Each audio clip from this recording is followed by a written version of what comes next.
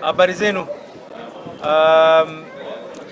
Mkutano wa leo ulikuwa ni mkutano ambao kwamba ulikuwa umeandaliwa na wabunge wa Pwani, Coast Parliamentary Group, kupitia kwa Waziri Hassan Ali Joho, na hii itakuwa ni mwanzo wa kuweza kuonana na wizara nyingi tofauti kuhusiana na mambo yenye kuhusiana na wapwani kwa jumla.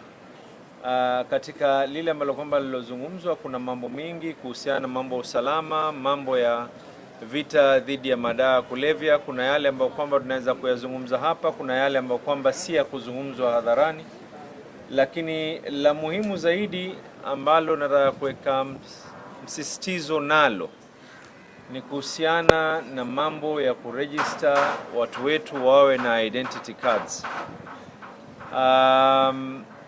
Ni jambo ambalo kwamba najua kuna wengine linawatia tumbo joto ya kwa mwishowe watu wetu watakuwa ni wenye kuhesabika. Kwa muda mrefu sana watu walikuwa wameumia sheria ya upande wa Pwani na upande wa nyingine kama Northeastern na border counties zilikuwa zinaumia kwa sababu ya sheria ambayo kwamba ilikuwa si sawa na wengine.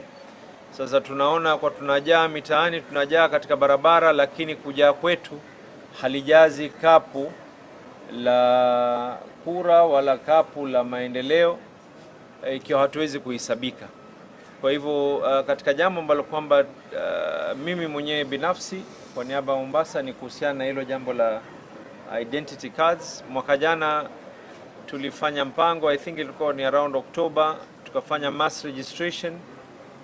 Tuliweza kupata watu takriban 9,000, na karibuni mwezi huu tunafanya mpango mwingine na wizara, and nitazungumza na magavana wengine pia waweze na wao kuweza kufanya pamoja na wabunge ili Pwani nzima tuwe na idadi ya kutosha. Lakini hii leo si mkutano wangu mimi. Okay. Ni mkutano wa in fact ni mkutano